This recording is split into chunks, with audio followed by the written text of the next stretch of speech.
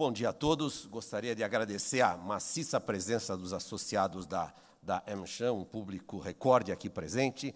Gostaria de agradecer a presença de autoridades. Desde já peço desculpas se eu faltar com algum nome. Agradeço muito a presença do senador Aloísio Nunes, a presença dos deputados federais Duarte Nogueira, que preside o PSDB no Estado de São Paulo, o deputado José Aníbal, Luiz Carlos Rauli, Mendes Tame, Otávio Leite, William Dib. Agradeço também a presença do Ricardo Salles, assessor pessoal do governador Geraldo Alckmin, representando o governador, do senhor Milton Flávio, subsecretário de Energias Renováveis do governo do Estado de São Paulo, e do governador Alberto Goldman.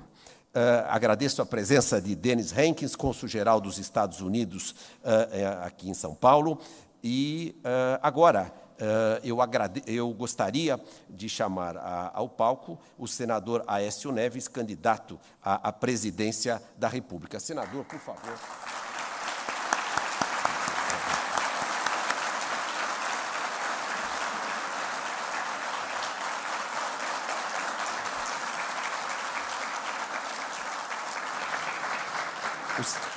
O senador tem uma extensa carreira política, um currículo invejável, cumpriu 4 mandatos seguidos como deputado federal, foi governador e reeleito governador pelo Estado de Minas Gerais, numa gestão que é exemplar para todo o país. Em 2010, foi eleito com uma expressiva votação para o Senado Federal. Nós gostaríamos de apresentar rapidamente as propostas da AmCham, que é um conjunto de propostas que nós desenvolvemos com a contribuição de todos aqui presentes. Nós podemos começar, deixa eu ver se eu tenho o comando meu aqui para isso. Sugestões para um programa de governo da AmCham. Eu começo rapidamente fazendo 15 segundos de nossos comerciais.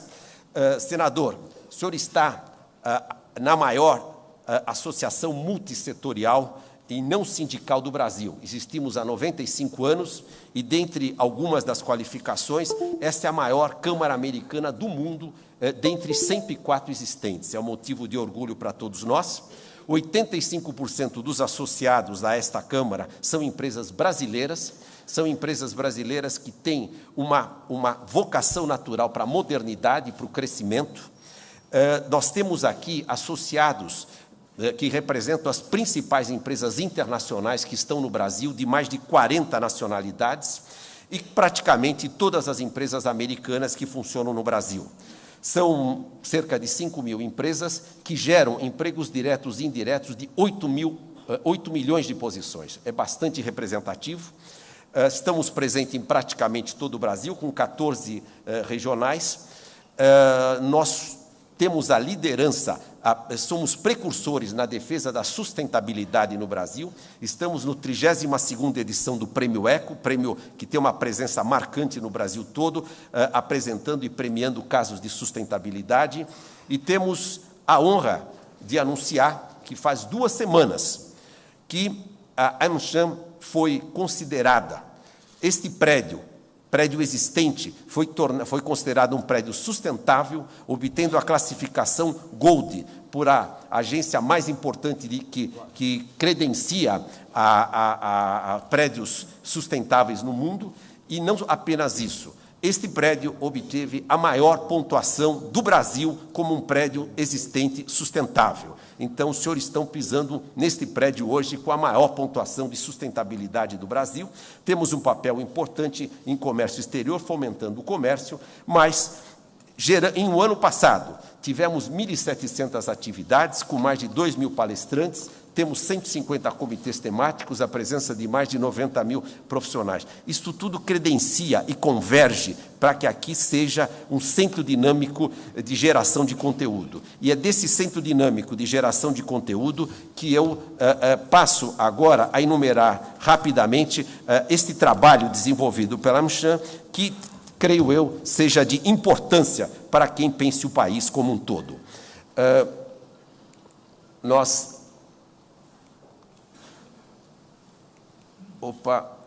Aí. O Brasil sofreu, ou melhor, teve importantes transformações nos últimos anos, de 2004 a 2010, um período de bonança, de muitas transformações importantes. Em grande parte, essas transformações aconteceram porque o caminho também, de alguma forma, já estava pavimentado por um trabalho anterior.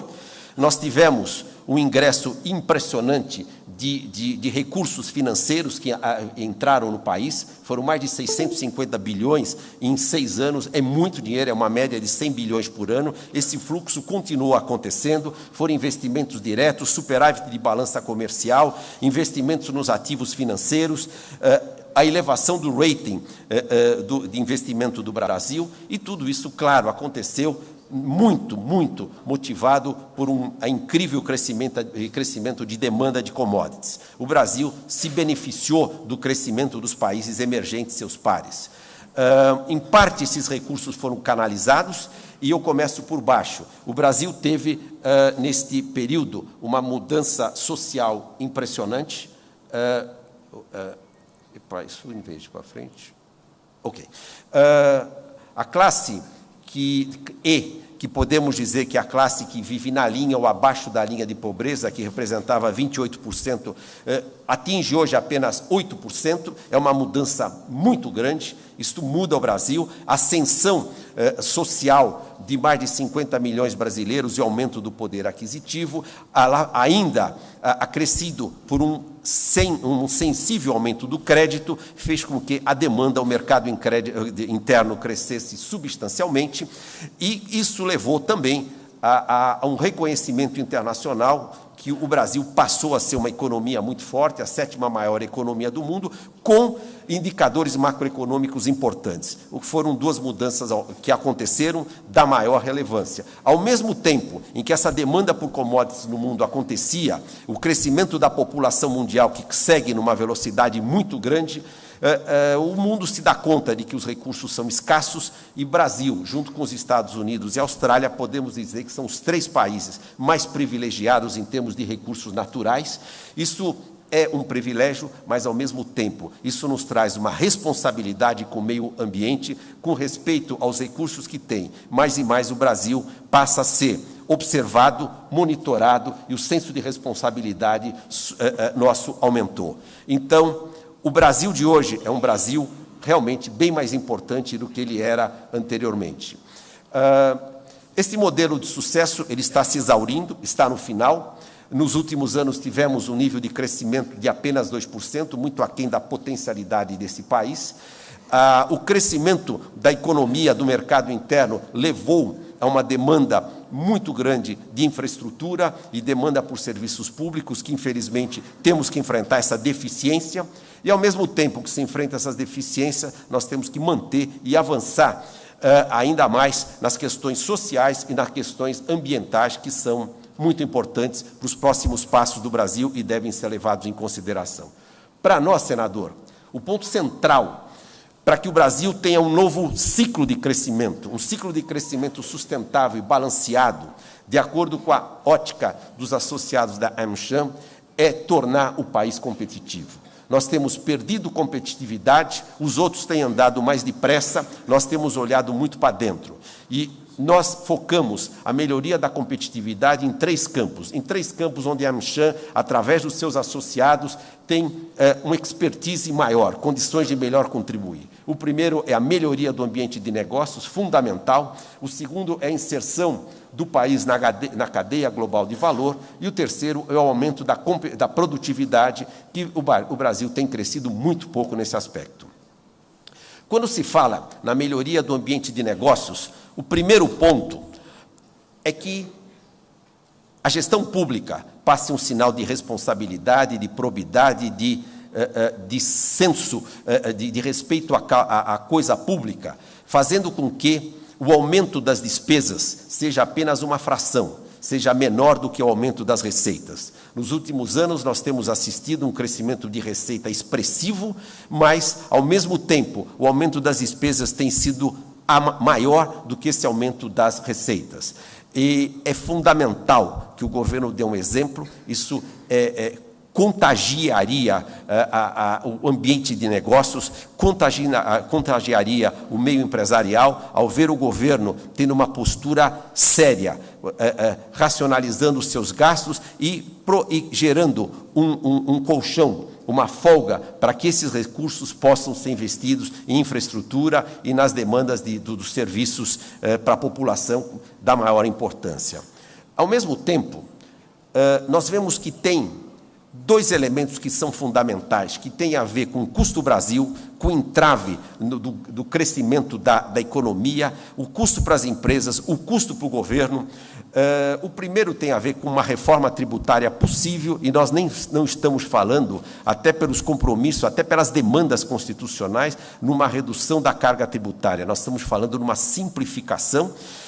Hoje de manhã o senhor mencionou, o país tem 27 legislações de ICMS, aqui temos várias empresas que têm atividade regionais no Brasil todo, isso é uma loucura, e nós temos que ter critérios que façam sentido para que isso seja um pouco mais racional, provavelmente com o ICMS cobrado no destino e gradualmente uma equalização das alíquotas. Não que seja fácil fazer, mas é o primeiro passo de uma reforma tributária que teria grande impacto, e a questão do PIS/COFINS, que também possa ser também traduzida no imposto único de valor agregado. Essas são demandas que têm a ver com os associados, tem sido discutido no Brasil, não é fácil, mas é da maior importância. A outra reforma que clama o associado, que clama o meio empresarial, é uma reforma trabalhista, mas sem reduzir os direitos dos trabalhadores. Nós não precisamos tocar nisso. Nós estamos falando de processo de burocracia, de simplificação. O primeiro ponto é fazer valer os acordos, aquilo que é acordado entre empregado e empregador. É fazer valer o que é negociado. Atualmente, quando se faz um acordo através dos sindicatos de empregado e de empregador, muitas vezes a gente tem interferência da própria Justiça do Trabalho, do Ministério Público. Quando se faz a homologação de um funcionário na saída, aquilo tem que ser traduzido como uma forma de um contrato, um acordo. A própria CLT prevê, no artigo 625, está lá, que nós podemos utilizar a Câmara de Conciliação, que seja representada, ela é composta por representantes dos empregados, dos empregadores, e uma vez se acertado, negociado os termos da homologação, esse termo não pode ir para a Justiça, é um contrato que já está definido. O que está fora disso, sem dúvida, pode ser reclamado. E depois nós devemos dar um outro tratamento para quem é diferenciado. Funcionários que têm uma alta remuneração, eles podem ter um contrato com a empresa independente de CLT. Eles têm qualificação diferenciada e podemos ter isso. Isso seria fundamental para reduzir a incrível quantidade de causas trabalhistas. O ano passado foram 3.200.000 causas trabalhistas no Brasil. De 2010 a 2012, nós tivemos 30 milhões de causas trabalhistas. Isso é custo Brasil, é custo para a empresa, isso é custo para o governo, a estrutura que não para de crescer para atender essas demandas. É evidente que nós temos um simples fiscal, nós devíamos ter um simples trabalhista para as empresas pequenas e micro, e nós devemos regulamentar a terceirização. São cerca de 16 milhões de trabalhadores que têm hoje uma insegurança, e as empresas que atuam no setor e quem as contrata. Isso precisa, evidente, ser regulamentado. Não está tão longe disso, é possível acontecer. Gostaria ainda de acrescentar 2 pontos importantes. O governo tem tido dificuldade de atrair a participação da iniciativa privada nos projetos de infraestrutura. Nós identificamos que tem um ponto central, senador, que é a reforma da própria lei de licitações. Ela está no Congresso, nós temos participado e mandamos uma série de solicitações, de contribuições. Eu não vou me alongar, mas isso é fundamental para atrair, para dar segurança para que as empresas participem dos projetos de infraestrutura. O governo só, o BNDES, não pode financiar todos esses projetos. E é fundamental que as agências reguladoras voltem à sua vocação. O corpo técnico precisa ser fortalecido e nós temos que garantir a autonomia dessas agências. Quando falamos de abrir a economia, o Brasil hoje tem uma baixíssima participação na cadeia global de valor. Se pegamos um iPad, um iPhone, nós vamos ver que tem uma incrível quantidade de componentes, de patentes que são produzidos em vários países no mundo, muitas vezes montados na Índia, na China. A empresa pode ser americana, mas o Brasil está fora dessa cadeia global de valor. Isso é fundamental que o Brasil se insira nisso. E hoje, apenas 1,3% das exportações mundiais se dão através do Brasil, enquanto temos um PIB de 3,4%, e esse nível de 1,3% de participação nas exportações no comércio exterior é o mesmo nível que tínhamos na década de 50. Por incrível que pareça, exportando tantos produtos agrícolas, tantas commodities, a indústria perdeu tanto campo que nós temos a participação da década de 50. Para cada $1 que exportamos de um item manufaturado, nós importamos 2. O déficit da balança de manufaturados chega a 120 bilhões de dólares. Apenas 300 empresas, isso aqui é um dado muito relevante, apenas 300 empresas representam quase o todo que se exporta. Então, a exportação, o comércio exterior não faz parte da economia brasileira. A gente está aliado do mundo, isolado. Isso é péssimo. O Brasil, sendo a 7ª maior economia do mundo, é incompatível com essa fraca relação com o exterior. Mais de 50% fácil do comércio mundial se dá através de acordos bilaterais. O Brasil tem apenas 2 acordos ativos e o mundo opera através de mais de 400 acordos bilaterais. Nós precisamos rapidamente entrar nessa rota, sem falar que temos um emaranhado burocrático e altos custos operacionais e logísticas. Um contêiner para ser expedido do Brasil custa o dobro do que custa na média mundial. Isso precisa ser corrigido. 3 entidades federais têm que aprovar uma carga quando sai e quando entra. Temos algumas propostas nesse campo de caráter bastante objetivo. O Brasil precisa se integrar, precisa se abrir para a economia mundial, inclusive na América Latina, ampliar a relação, não é um Mercosul com alguns países. O Brasil tem condição de ser um hub de produção para toda a América Latina, a produção de serviços da indústria também.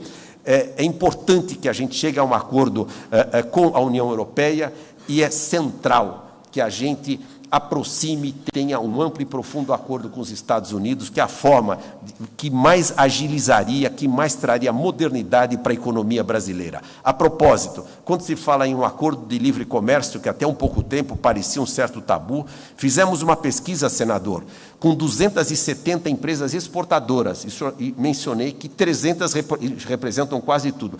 Elas que deviam ter um certo receio de um acordo de livre comércio, porque elas exportam, pois 95% delas responderam a favor de um acordo de livre comércio, porque isso daria modernidade, isso daria competitividade para elas. E, ao mesmo tempo, estamos fazendo um estudo, junto com a Fundação Getúlio Vargas, para avaliar os impactos setoriais de um acordo de livre comércio. Direcionalmente, podemos dizer que o comércio cresce e o Brasil se moderniza. Será bastante importante, nós vamos trabalhar nisso, vamos dar sequência a isso. O Brasil não precisa virar as costas para o Mercosul, mas a gente não pode viver com os entraves, com as amarras que temos hoje. Isso precisa ser resolvido e o ponto central é o famoso item 32.3.000 do acordo do Mercosul. O Brasil precisa ter liberdade para negociar acordos internacionais. Claro que precisamos simplificar os processos aduaneiros, mas chamamos a atenção para um ponto. Um governo que assuma o compromisso de fazer acordos internacionais, de abrir a economia, de buscar modernidade, ao simplesmente anunciar esse propósito para a comunidade financeira internacional, senador, vai jorrar dinheiro no Brasil, sob forma de investimento, e as empresas que estão no Brasil vão se sentir muito mais confiáveis para investir, para modernizar e ampliar sua capacidade de produtiva. Então, não é só o comércio exterior, é o comércio exterior, mas o que ele provoca de modernização, de dinamização da economia. E, quando se fala em produtividade, claro, temos andado de lado na questão da produtividade, um eixo da produtividade, a inovação. Eu não vou me estender a todos os aspectos, mas é fundamental. O Brasil é criativo, o Brasil é empreendedor, temos muitos empreendedores. É impressionante quando fazemos seminários aqui, apresentamos os cases de inovação de sucesso, sempre temos lotação de público. é fundamental incentivar os startups que tenham a ver com tecnologia de ponta. Nós devemos fomentar, ter mais núcleos de inovação, como tem o São Pedro Valley em Minas Gerais, que é um exemplo para todo o Brasil. Nós precisamos urgentemente modernizar o INPI e integrar a universidade com a empresa. É fundamental que se resolva o nó que existe hoje, porque quando uma empresa trabalha com uma universidade, a questão do com quem fica a patente, com quem fica a propriedade intelectual, não está resolvida, e no exterior isso é um modelo que já está claro isso. Nós temos que fazer o que se faz lá fora. A qualificação da mão de obra, sobejamente discutida também na imprensa, é da maior importância. Em São Paulo, a Paula Souza é uma instituição exemplar na evolução, na expansão do ensino médio profissionalizante. Temos vários exemplos de programas de sucesso nesse campo. É necessário garantir a isenção fiscal quando as empresas investem no treinamento da sua capacidade, da sua qualificação de mão de obra. O programa Ciências Sem Fronteiras é importante, mas ele deve focar em estágios, muito mais nos estágios no exterior. Nós temos que investir nas ciências exatas, e banda larga nacional, que está em curso, é fundamental. E o terceiro ponto, claro, nós temos que investir mais. E precisa se ajudar empresa e governo a investir em tecnologia e melhora do processo produtivo. No Brasil, ainda, o investimento em desenvolvimento e pesquisa, só 40% é feito pelas empresas, o governo faz a maior parte. Em outros países, o nível de participação da iniciativa privada é 70% a 80%, mas se a gente resolver as amarras que travam esse desenvolvimento, nós podemos ter uma participação muito maior da iniciativa privada. Essas são basicamente as nossas propostas, e eu volto rapidamente para a primeira, e gostaria agora que todos utilizassem esse terminalzinho para fazer uma votação, que a gente queria que vocês votassem das prioridades apresentadas, o que mais faz sentido para o negócio de vocês. Então, começando, em relação às propostas abaixo sobre a melhoria de ambiente de negócios, qual você considera a de maior prioridade para o seu negócio? Racionalização de gasto público, reforma tributária possível, reforma trabalhista sem redução dos direitos dos trabalhadores, infraestrutura física e logística e fortalecimento das agências reguladoras. Votando, por favor, em 10 segundos. Mais? 12, 15...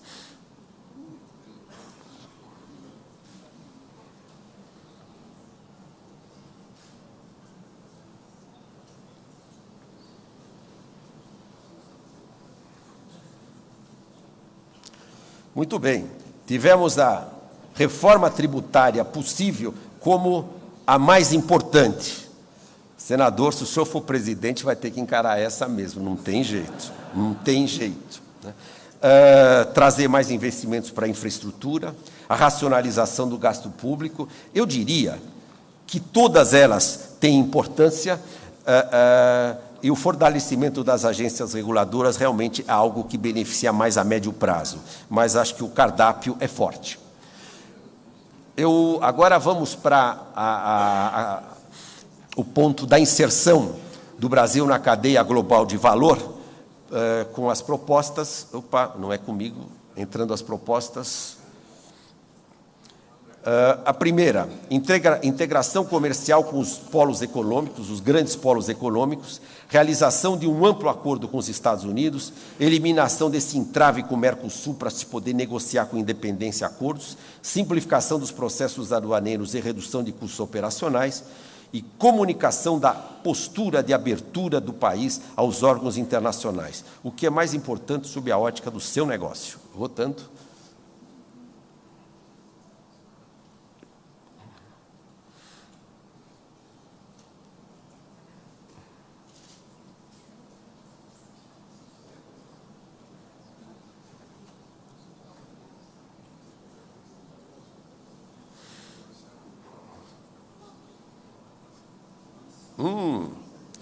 Quem diria? Simplificação dos processos aduaneiros e redução dos custos operacionais. É o que as empresas que exportam sofrem todo dia.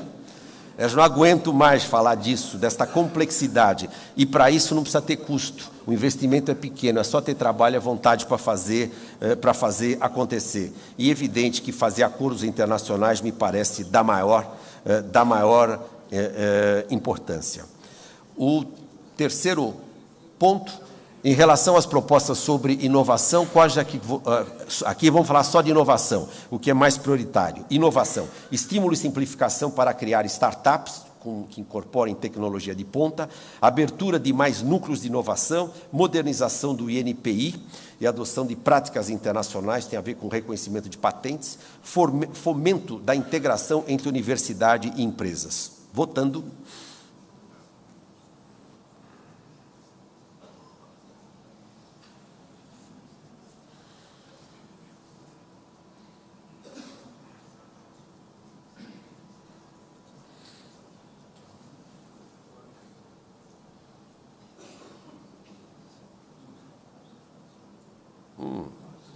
Fomento da integração entre universidades e empresas. E esse ponto muitas vezes fica esquecido, abandonado, e ele é fundamental para fomentar a inovação. Mas o INPI aparece como um gargalo muito grande e fomentar os startups da maior importância. Adiante, em relação à qualificação da mão de obra, expansão do ensino médio profissionalizante, isenção fiscal para gastos com qualificação de mão de obra por parte das empresas, continuidade do programa Ciências Sem Fronteiras com foco nos estágios, priorização das ciências exatas e acesso nacional à banda larga. Votando.